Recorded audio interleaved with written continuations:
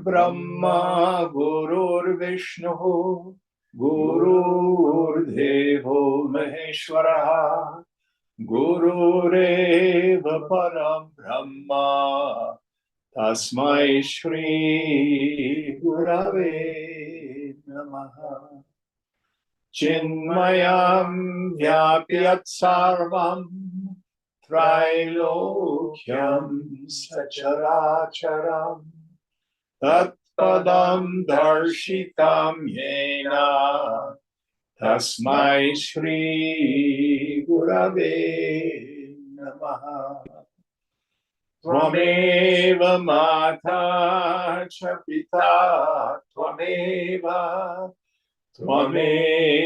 Bandhuscha Sakha Tvameva Vedya Dravinam Tvameva Sarvam Mama Deva Deva Tvameva Sarvam Mama Deva Deva.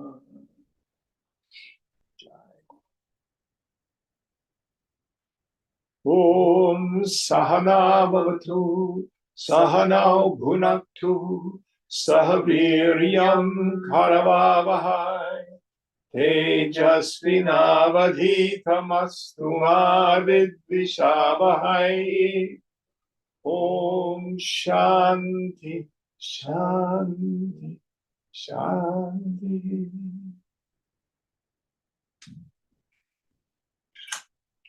So where are we in our text? We're on number 34 today. And in which chapter? 7. 7. Verse 34, chapter 7. Puneet, will you help us out, please?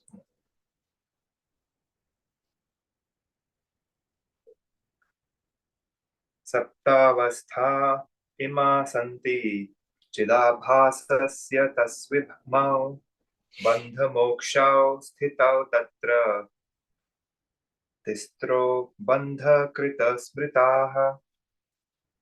The reflected consciousness chidabhasa is affected by these 7 stages.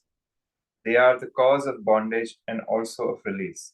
The first 3 of them are described as causing bondage. So let's review. Can you back up and find out where they are, those 7 stages of yoga? This is not the 7 stages of knowledge or the 7 stages of ignorance that we get in Yoga Vasishtha. This is his take, 7 stages of yoga. He says 7 stages of jiva. Yeah.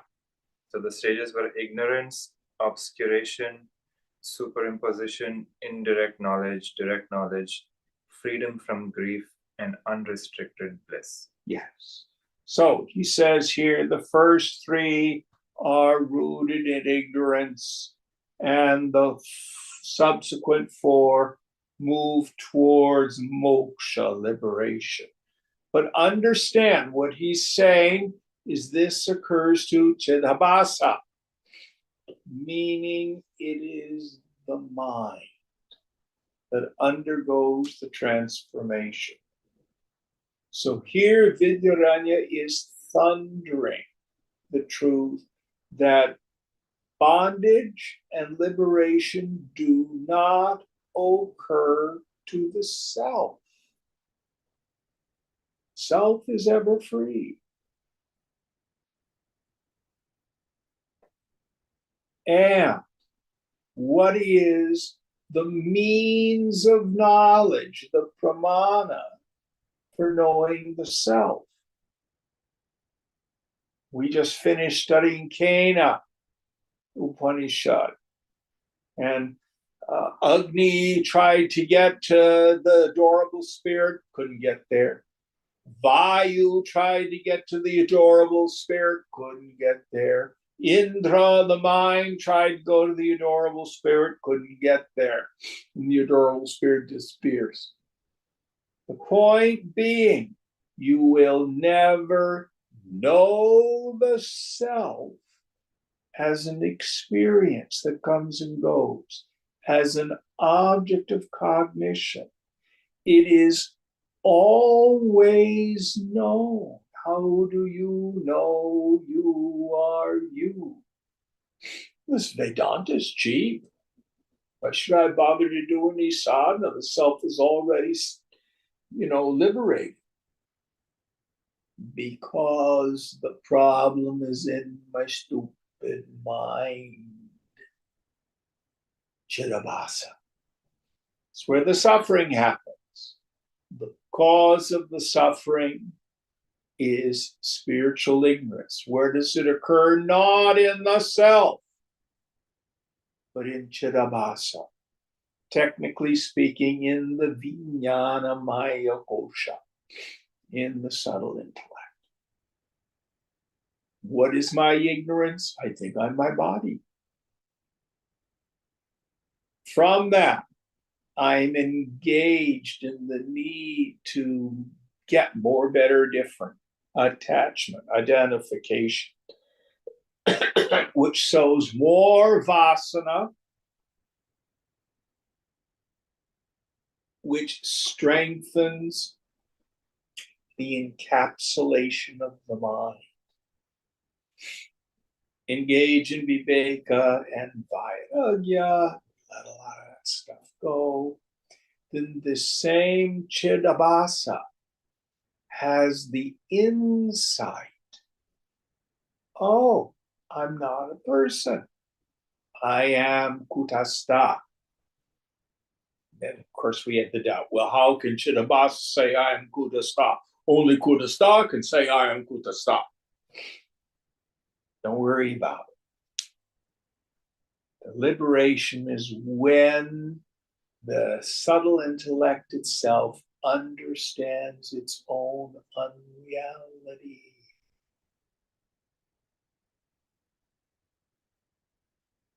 So both bondage and liberation occur to Chidabhasa, occur to the mind. And I think, did last week we went in through hand rubbing and feeling your waistband? Didn't we do that last week? Yes? Yes. Yeah. So you can reflect on a direct experience. That's what happens. All right, next verse.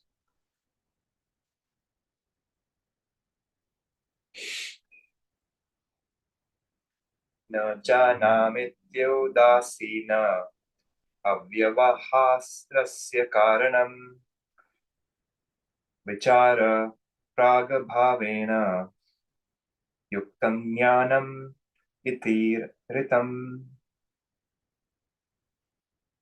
Ignorance is the stage characterized by, quote, I do not know, and is the cause of the indifference about truth, lasting as long as discrimination does not mature. So the ordinary person out there in the world, first of all, doesn't even think about Brahman. And their experience is, even if there is a God out there, I don't know. And I don't care. What I want is pizza and sex and Netflix. That's all I want. And a better job and more money and a bigger house and a fancier car. And now even more money. And then I'm so unhappy because I got to pay for all this stuff. Oh my God, and now I'm working 60, 70 hours a week to pay for all this stuff. Well, then maybe if I had a promotion, I'd make more money. But then I can get more stuff. That's the rat race of this world. Its cause is ignorance, which causes indifference to truth. Next idea, or next verse. अमार्गेण विचार्याथ नास्ति no भाति चेत्यसौ विपरीतव्यवृहृत्ति रावृत्ते कार्यमिष्यते. The result of the obscuring of the spiritual truth caused by ignorance is such thoughts as, quote, Kutastha does not exist, Kutastha is not known, end quote, which is contrary to truth. This happens when discrimination is not conducted along scriptural lines. Yes. So the funny thing about this ego sense is it only seems to appear when you don't look at it. It's an assumed self. It's a largely unexamined assumption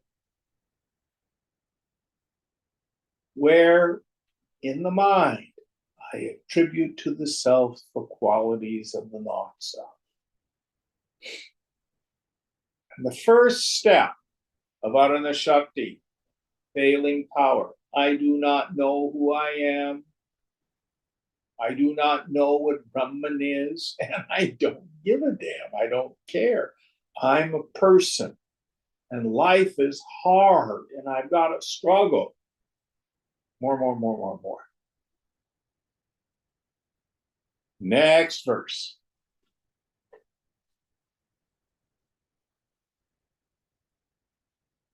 देहद्वय चिदाभास रूपो विक्षेप ईरितः कर्तृत्वाध्यखिल शोक संसाराख्योऽस्य बन्धकः. The stage in which Chidabhasa identifies himself with the subtle and gross bodies is called superimposition. In it, he is subject to bondage and suffers as a result of the idea of his being the doer and enjoyer. So notice it's not the self. It's Chidabhasa. It's this reflected self. It's this counterfeit self that undergoes the condition of adhyasa, superimposition. I think I'm something I'm not. The best worldly example I can ever come up with is, for example, some person who's anorexic. And because of their eating disorder, they're skin and bones. But they bend over and they pinch a little bit of wrinkled skin. Look, I'm so fat, I'm so fat, I'm so fat. So they do not see what their body is really like. Deluded. They superimpose a fat body onto this emaciated form. Likewise, the person in the state of ignorance superimposes on the self the qualities of the gross body, the physical body, and the subtle body. My feelings, my thoughts, my memories, my opinions, my fears, etc. It's not true. But that doesn't mean it's not powerful. And it is this Chidabhasa that undergoes the suffering,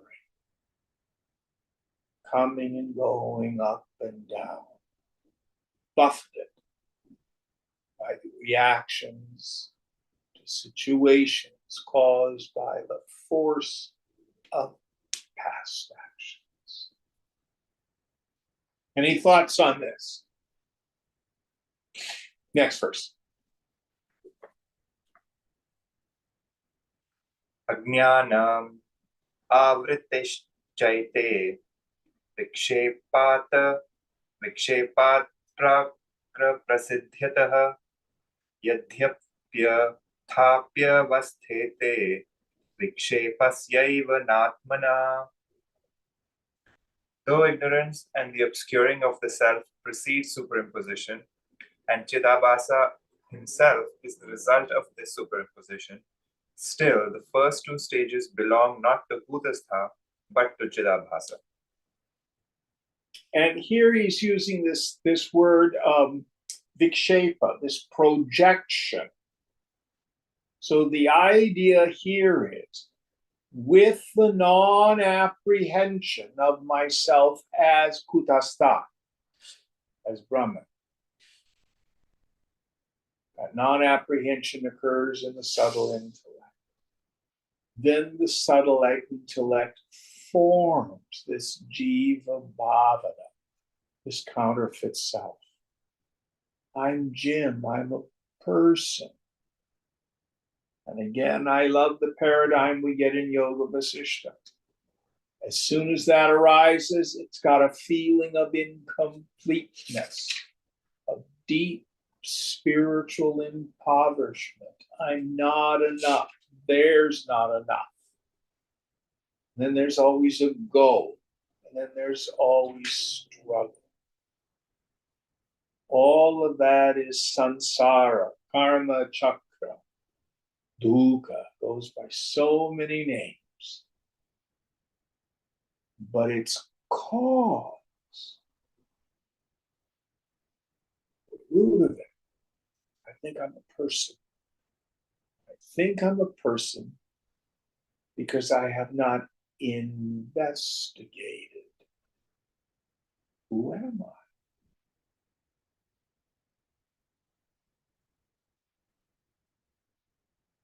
Any thoughts on this? Next one.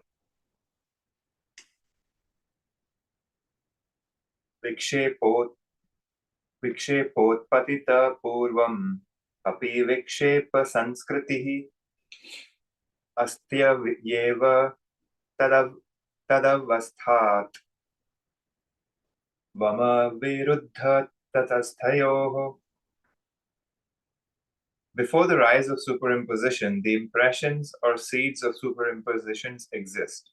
Therefore, it is not inconsistent to say that the first two stages belong to Chidabhasa alone. So the idea here is, before we begin to deliberate, before we begin to investigate, these two stages belong to only Chidabhasa, the ego sense. It's the state that most people run around in. Now, this is not evil. This condition comes about because of the Maya Shakti of the infinite.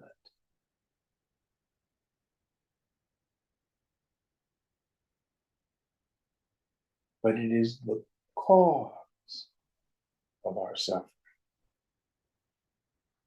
All right, next one.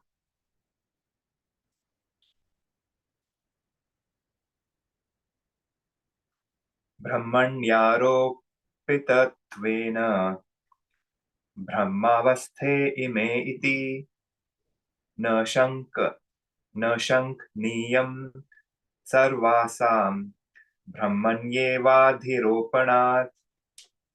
These two stages do not exist in Brahman, although they are superimposed on him, as Brahman is the basis on which the superimposition stands. Yes. So the ego sense has no real sense of I. There's a substratum, which is kutastha, which is Brahman. I am, and that's real. I shine, I know, that's real. But then I superimpose upadhis, equipment, conditions on that.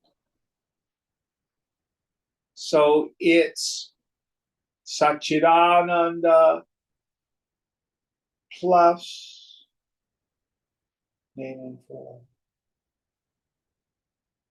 And it operates in the subtle intellect like I am good, I am bad, I am fat, I am sick, I am successful, I am handsome. But there's a substratum going on all the time. I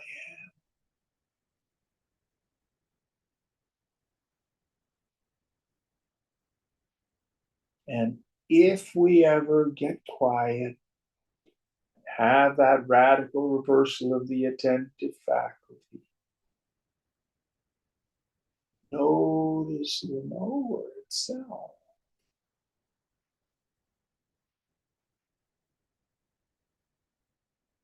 See, there's no person in there. But I have not disappeared. In Chidabhasa, I realize, oh, I am Brahman.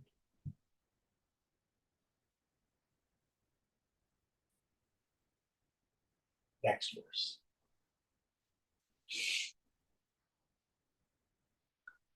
संसार्यहं विबुद्धोऽहं निःशोकस्तुष्ट इत्यपि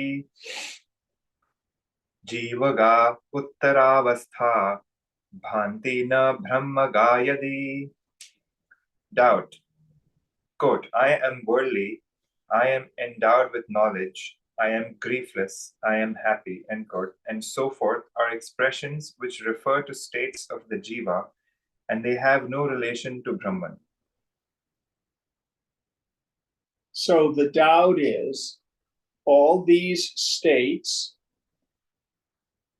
I'm miserable, I'm happy, I'm sad, etc., only occur to the jiva, not to Brahman. So the point that the doubter is going to get at, what about this idea, I am Brahman? How can the jiva say that? The jiva is not Brahman. The jiva is Chidabhasa. The jiva is just a reflection. Let's see how Vidyaranya resolves that doubt. It's a good subtle one. Do we get a reply right away? Yes. Taryagnoham brahmasattva bhane madhrishto nahi iti purve avasthe cha bhasate jivage khalu. Reply.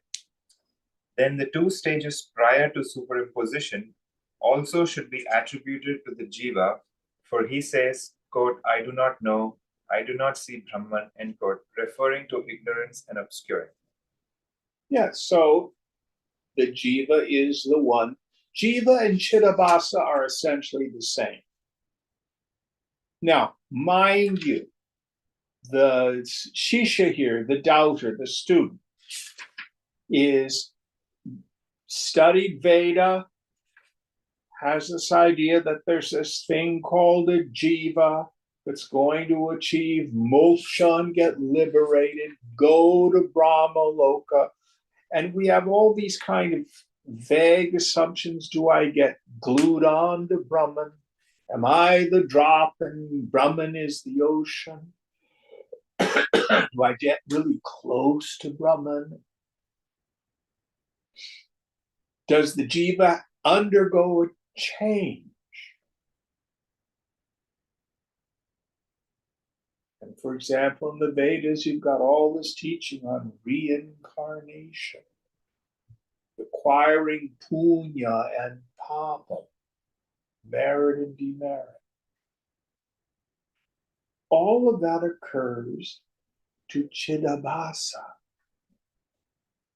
which is a superimposition of the self.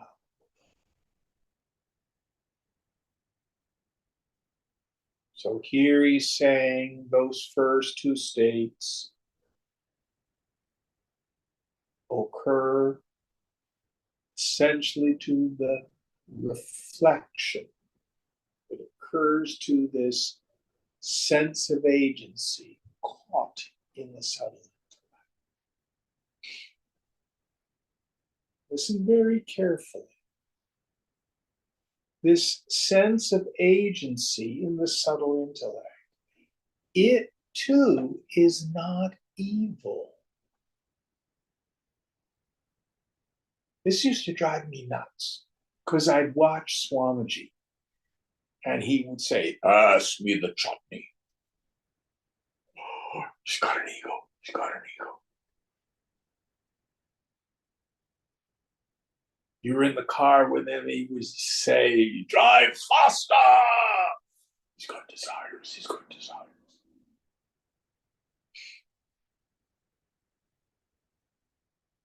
But this is vyavahara. This is worldly transactions.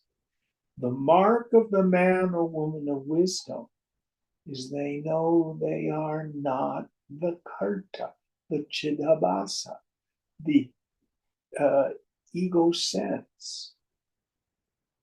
You can thin it down. I heard one teacher say once that one of the, I don't want to repeat that. I'm not sure I believe it anymore. Never mind.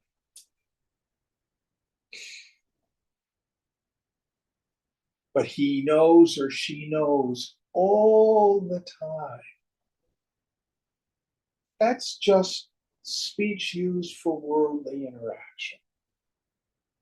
They never doubt that they are kutastha. Going on. Let's see if Shisha throws up another doubt. Ajnanasyashrayo brahmet adhithanasthanataya jaguhu jivavasthata ajnanam bhimanitvad-vadisham. The ancient teachers said of Brahman as the support of ignorance, as a substratum which ignorance is attributable to Jiva because he identifies himself with it and feels I am ignorant. So again, the scriptures are loosey-goosey with their language sometimes. And here this could be read to mean that the self identifies with Chidavasa. That is not what happens. All of this identification, all of the ignorance, all of the veiling power and projecting power happens to the mind. Self is never touched. The self has no action. The self has no qualities. It is kutastha, still like a mountain.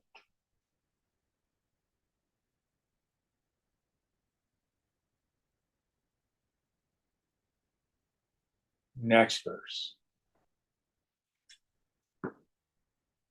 ज्ञानद्वयेन नष्टेऽस्मिन् अज्ञाने तत्कृतावृत्तिः न भाति नास्ति चेत्येषा द्विविधापि विनश्यति. By the two kinds of knowledge, ignorance is negated, and with it, its effects and the ideas, quote, Brahman does not exist and Brahman is not manifest, end quote, also perish. So, what are the two kinds of knowledge? The first, Brahman exists. Second kind of knowledge, it's me. It is manifest as my own nature. So those are the two knowledges that destroy ignorance. First, you come in contact with a teacher or a scripture or a YouTube video. And you come to know self-realization exists. Being Jivan Mukta is possible. There are enlightened beings. That's a whole different world than I'm the COO of a big company.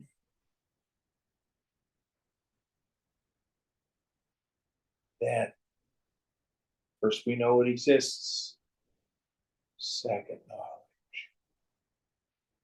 Undergo sadhana until I'm convinced. Aham Brahmasmi, I am that Brahman. My nature.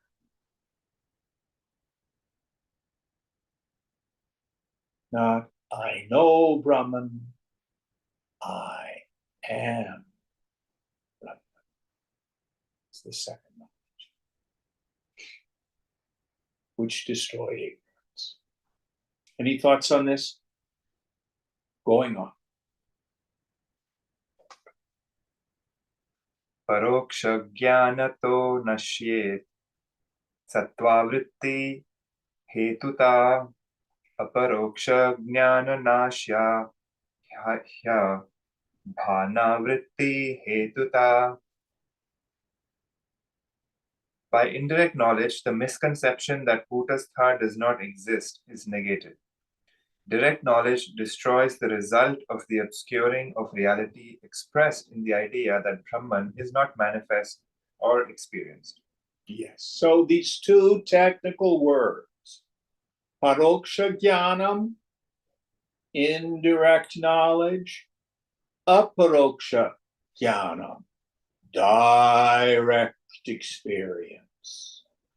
We get indirect knowledge from the Guru, from the scripture, from our own rational thinking. And hopefully this then inspires us to viveka vairagya cha. Discrimination between the self and the not self. And then vairagya, giving up attachment to all sense objects and identification with all forms of self. Shankara says it's the annihilation of the vasanas here and now that is considered liberation by the mind. When that vairagya has matured, ignorance is gone. And that's aparoksha jnana, direct experience. Now we get glimpses of it in class, in a deep meditation. But the scriptures say, don't be satisfied with just a glimpse. What Shankara will call savikalpa samadhi. We're at the doorway of the infinite. Keep pronouncing, until your sthita, your wisdom is steady. Next verse.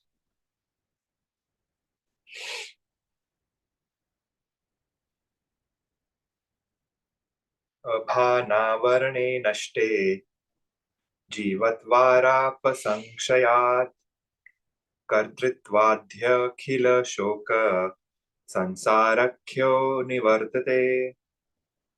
When the obscuring principle is destroyed, both the idea of jiva, a mere superimposition, and the grief caused by worldly idea of agentship are destroyed. Yes. So when we inquire into the nature of the self in a quiet mind, and all the vasanas have been burnt up, we have the direct experience. Again, not that I know Brahman, but I am Brahman.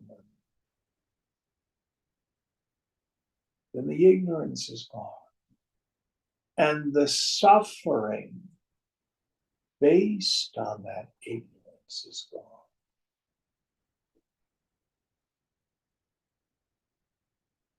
We have what I call existential freedom.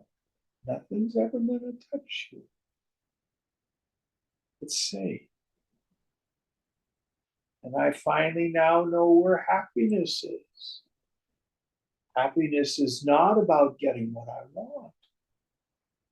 Happiness is absolute surrender.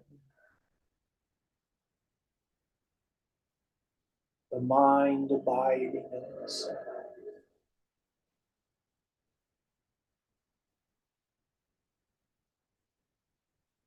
Or Shankara says, being a full knower of the Supreme, having retired into the Supreme.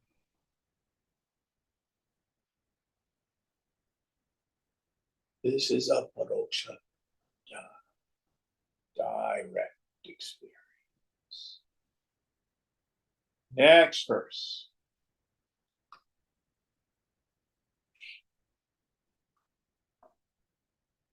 Nivritta sarva sansare nityamukta vabhasanat nirankusha bhavet tripti punashoka samudravat. When the world of duality is destroyed by the experience of one's being ever released, there arises, with the annihilation of all grief, an unrestricted and everlasting satisfaction. Yes. What is the highest knowledge beyond which there's nothing to know? What is the pearl of great price, the chintamani, the wish-fulfilling gem that finally satisfies the human heart? What is the source, the fountainhead of all joy?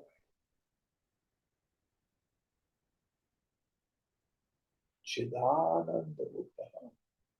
My form is this consciousness.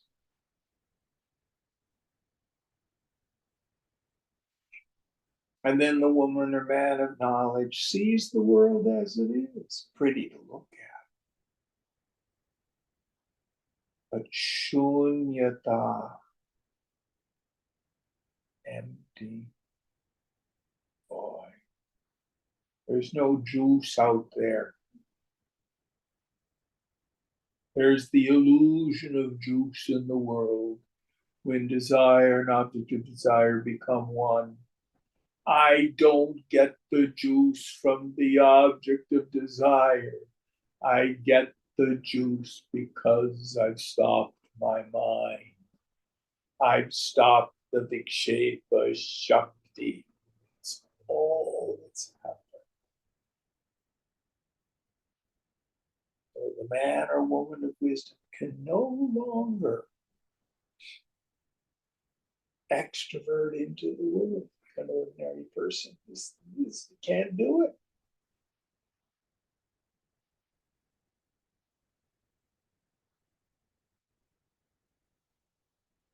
Mind won't go there anymore.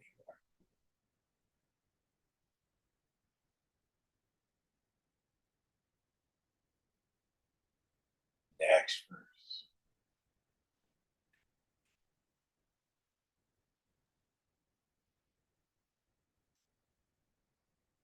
Aparoksha jnana shokani vrittayakhe ubhe ime avasthe jivage bhuta adbhanam chediti shruti. The Shruti quoted at the beginning of this chapter refers to two of the stages direct knowledge, and the destruction of grief from which Jiva suffers. Yes, so he's just saying that's what it was talking about. So we have the direct knowledge being a full knower of the Supreme, and the destruction of grief comes from knowing I'm absolutely safe, and I know that happiness is my self nature. Next verse. Ayam itya parokshatva muktam tat vidhi dham bhavet vishayasva prakashatvat dhiyapyevam tadikshanat. The direct knowledge of the reality referred to in the Shruti as quote this in quote this is the self end quote is of two kinds. Atman is self-luminous and the intellect perceives it as self-evident. Yes. So here he's talking about the two kinds of knowledge. The first knowledge. How do you know you are you? You do not see, hear, taste, touch, smell, emote, or think yourself. What is the means of knowledge by which the self is directly known? Everything in the world is known through the triple factor, knower, knowing, and known. I, Jim, through seeing, know the table. I, Jim, through mind, know feeling. I, through buddhi, know thoughts. How do you know you are you? You are the knower. You are the instrument, the means of knowledge. And you are that which is known, but never as an object. You are not unknown.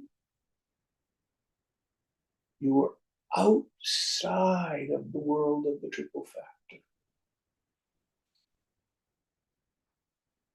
But everybody already has that. So the second knowledge is this pratyabhijnanam is the word I like. The recognition in the subtle intellect, where it has the deep insight. I am Brahman. It has gone through the practice. It's been able to drop the world. Barks is that deep peace. Sweet is the taste of the sound.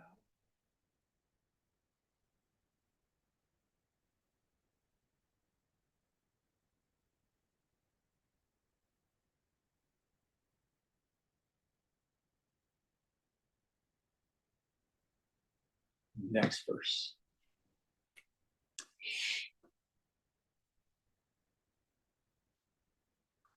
Paroksha jnana kalepi vishayasva prakashata sama brahma swaprakasham tityevam vibodhanat.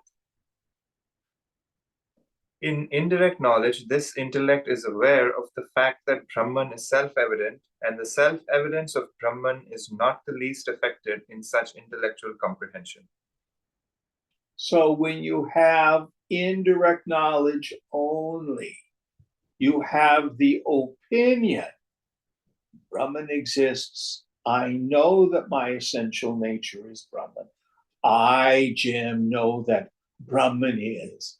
I, Jim, know that myself is Brahman. But I'm still unhappy because of this, that, and the other thing. And not only that, you were mean to me.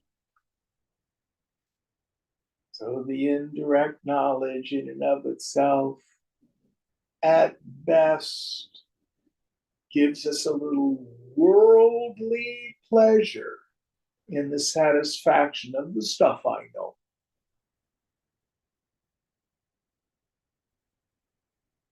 it is supposed to inform our practice so that the knowledge moves from paroksha to aparoksha.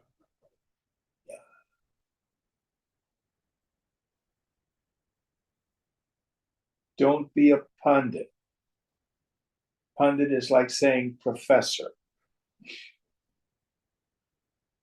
You can have a deep intellectual understanding of the Vedanta, be able to quote, oh, this recension of that Upanishad and so and so's commentary, and all that is just indirect knowledge. We maybe come across people who will say, oh, such and such master says so and so. Another master goes da da da da da da. They can quote all these masters, but they do not have peace.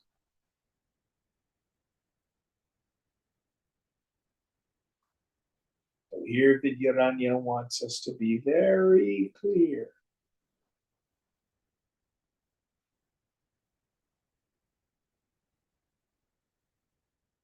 Our goal is aparoksha jnana. Going on.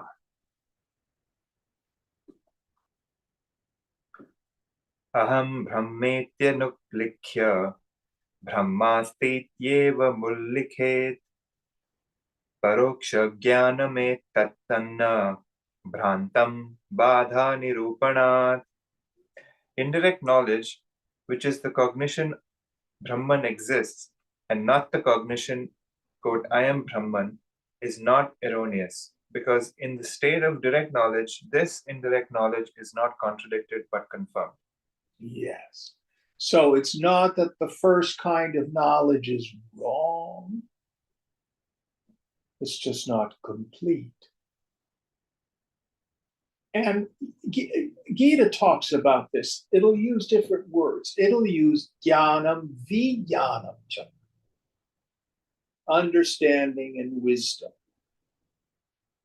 We need both.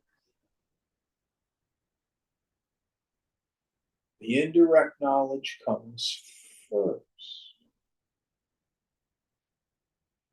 And I'll tell you why it's valuable. We talk about the four pramanas. First is Shruti. What do the Upanishads say? Second, Smriti, the recorded sayings of the great Mahatmas and Gurus through the ages who thunder, it's true, it's true, it's true. Fourth, your own rational reasoning. Real spirituality is profound common sense. The fourth is your own direct experience. Oh, I think I realized, Jim. In my deep meditation, Lord Shiva appeared to me and told me I was. Does that match the other three pramanas?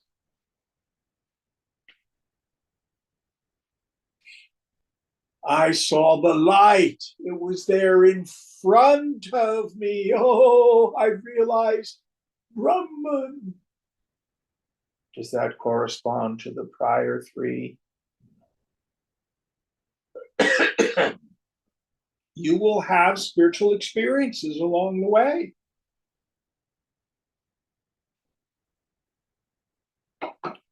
But all four must line up. And if they all line up, then Shiva himself could come up and say, you don't know what you're talking about. Thank you, Lord, but I know. No doubt. Going on.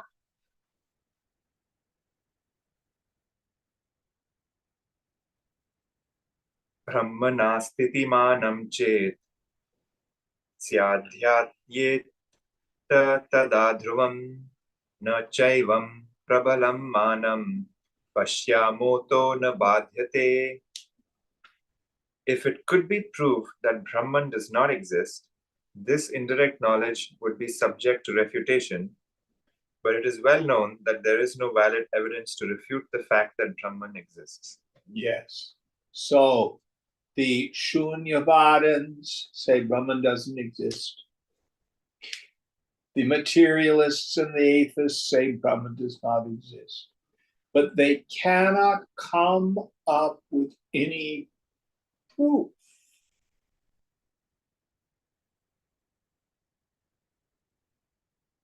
Whereas we have our Pramana, our four, which are Pramana means a means of knowledge, it also means a proof, a validation. So no one has been able to put forward a valid proof of the non-existence.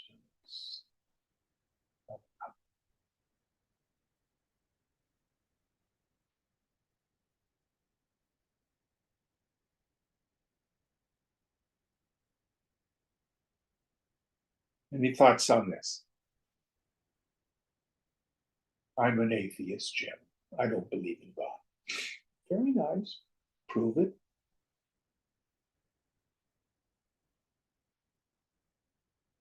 Well, if there were a God, there wouldn't be all the suffering in the world. Well, that's one idea of God. But that's not a proof that there's no God. Prove there's no God. Nobody's ever been able to do it.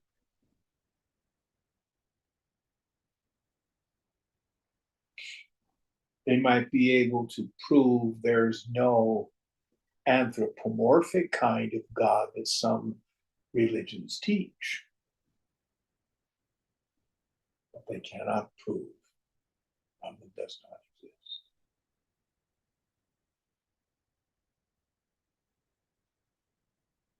If you come up with a proof, you tell me, okay? Next verse.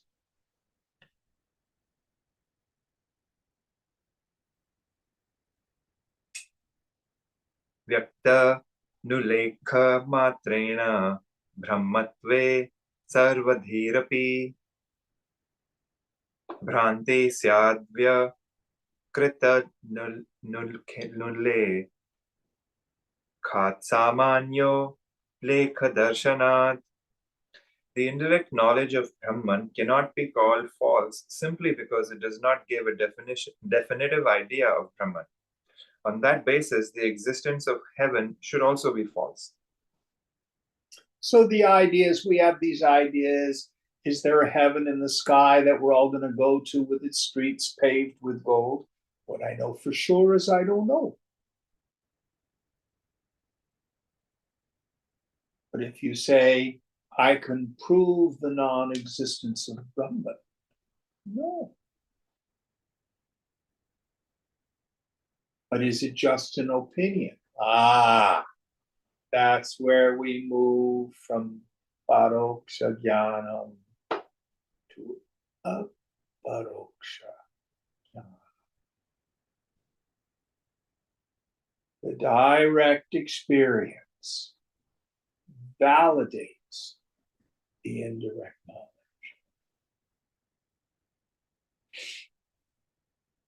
So the man or woman of wisdom can say, Brahman is, you are that, and knows it absolutely as the truth. Direct experience.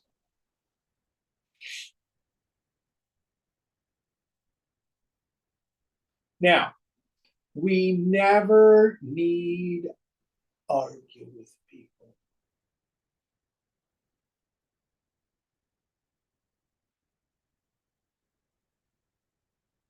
Vedanta as a system of thought, as beautiful as it is, occurs in Maya. It is not the truth. Aham is the truth. So is the Vedanta more true than materialism or atheism?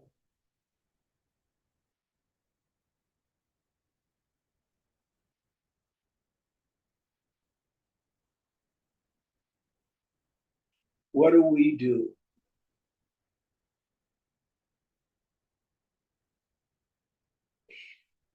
There's a saying that comes from Al-Anon that I love.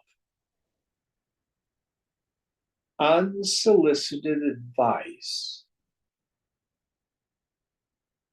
is frequently received as a form of criticism. What most people want is to be heard, not fixed. Now, remember in Gita, in the second chapter, after Arjuna has finished all his whining, he says, Krishna, I don't know what to do. I surrender to you. Tell me what it is I need to know. If someone does and says that, then pour out the knowledge.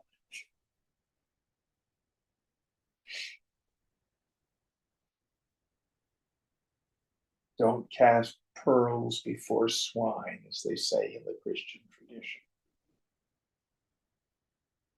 Just annoys people.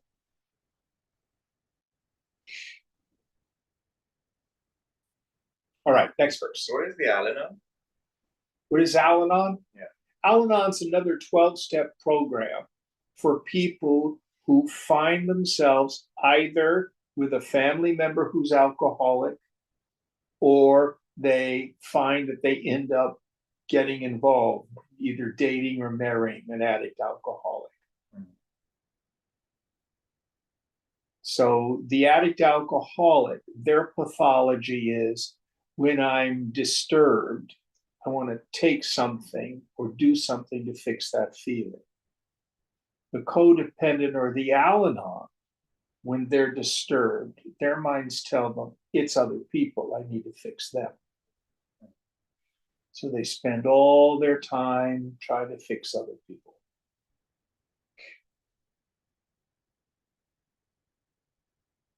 That's kind of making it a little bit simplistic. Does that make it clear?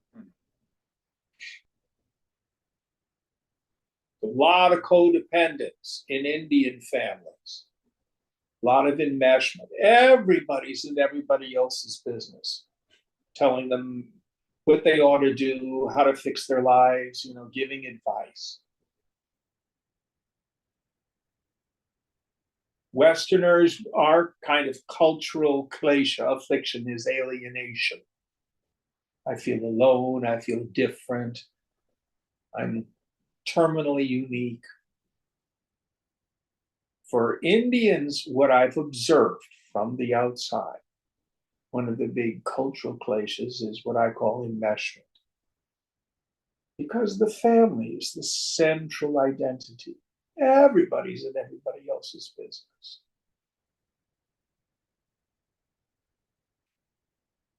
It's just a brief insight, may not be true.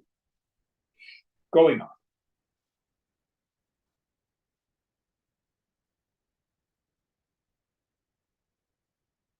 Anyway, the reason I brought it up is one of the characteristics of the codependent of the Al-Anon is they're constantly giving advice. And it's annoying. Unless you've been empowered to do that by the other person. Okay, going on. Aparokshatva na paroksham ti bhramah paroksham ityanuklekhad arthat parokshya sambhavad. Indirect knowledge of Brahman, that is an object of direct knowledge, is not necessarily false. For it does not ever, it does not avert, maybe? I think it's missing a letter. It does not avert that Brahman is an object of indirect knowledge only. Why do we then call it indirect knowledge? For it does not say, this is Brahman, which is direct knowledge.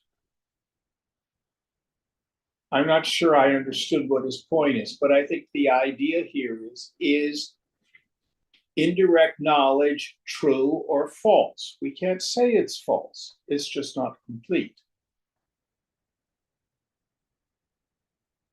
The indirect knowledge is the gathering of information in the intellect. Direct knowledge is just that. It's the deep, profound conviction in the subtle intellect based on direct experience that I am Brahman. And it doesn't negate the indirect knowledge, it confirms it. And it doesn't make the indirect knowledge false in any way, shape, or form. But the indirect knowledge isn't enough. So when the Upanishads say, you are that, this self is Brahman, that's indirect knowledge. That doesn't mean it's not true. All right, going on.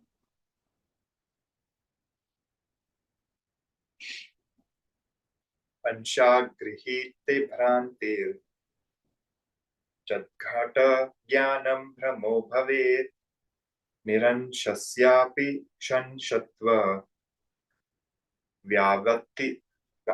vyavatyar shiva bhedatah. The argument that indirect knowledge is false because it does not give a full knowledge of Brahman does not hold good. We may know only a part of a part, but this partial knowledge is not false on that account. Though Brahman has no real parts, it appears to have parts due to false superimposed adjuncts, which indirect knowledge removes. So the idea here is, I know from scriptures from a teacher that the self is Brahman. But then I have partial knowledge in that sense. I know that I am, but I sure don't have the experience that I am Brahman when I'm in the state of ignorance. It's partial. So I have to remove my attention from the adjuncts to come to the full knowledge that I am Brahman. So the intellectual knowledge I am Brahman is not wrong. It's just not the whole truth. It's partial. So he's talking about these two kinds of knowledge, indirect and direct. First comes the indirect knowledge, then that inspires us to practice till we get the direct knowledge. Just don't confuse the two. Going on. So he's saying there is a Brahman is indirect knowledge, but when you realize it and you say this is Brahman, that's direct knowledge. When I realize I am Brahman. Yeah. But when he says, quoting the scripture, this is Brahman, it means me. Right. Yeah. This self. This Atman is Brahman. Right. Yeah. Going on. Jim, but it seems a bit weird to like start admitting partial knowledge as real, right? Because then once we start doing that, it's just a slippery slope. Everything else can become like partial knowledge. Like the ego is partial knowledge. Everything's partial knowledge. Well, and the ego state is partial knowledge. I have the experience of the self plus a bunch of stupidity. This is why when we really start teaching, I'll say, who sees the phone? I do. Now, your direct experience is, I, Jim, the ego, see the phone. And then the teacher says, that's yourself. That's what we have to start with. We don't start with the self as an idea. So we do start with a direct experience. But the doubt that I think, this is just my take on Ganesh. There are people, there's a whole wing of the Vedanta world that says samadhi is not necessary. The scriptures themselves are a valid means of knowledge. And my opinion is they have this paroksha jnanam, this indirect knowledge, and they think that's it. And what I think Vidyaranya is driving at here is that's not true, but that's not aparoksha jnana. And that's my take on this whole section. Got it. Okay, that makes sense. All right, next verse.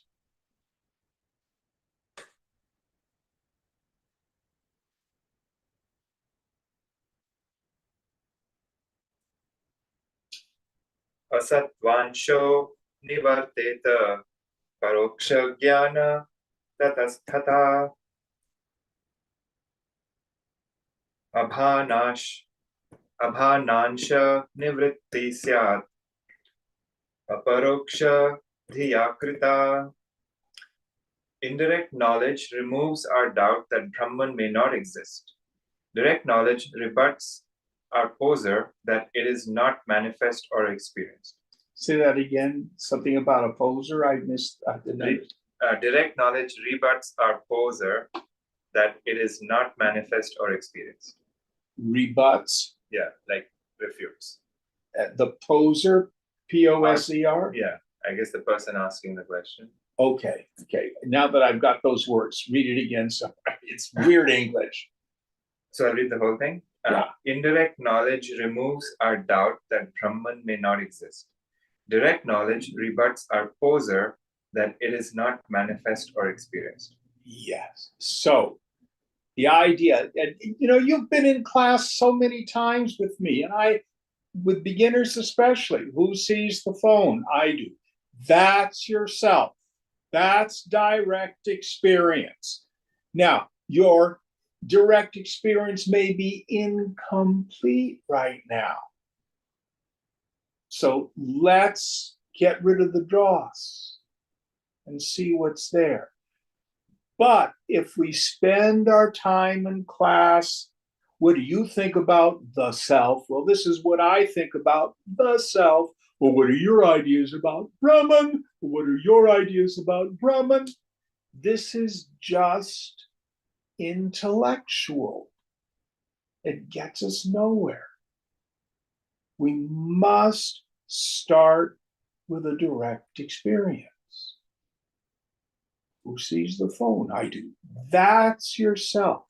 Oh, Jim, I'm going into meditation. I'm going to channel my higher self.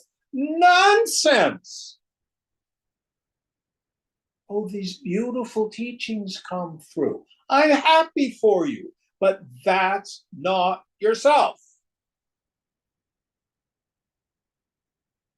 Oh, I'm aware of this presence above my head. Is that the real self? Nonsense. Who sees the phone? I do. That's yourself. Direct experience. Now, it's not a complete experience yet. You've got the direct experience of the self, me, aham, plus nonsense. Now let's get rid of the nonsense, literally. What are we left with? Just aham. Now, in a subtle intellect, examine that. Nirmalam, no taint. Nirupam, no form. Achintyam, no thoughts there. A shoreless ocean of peace. Avyapadesham. I really can't talk about it. These only point to this direct experience.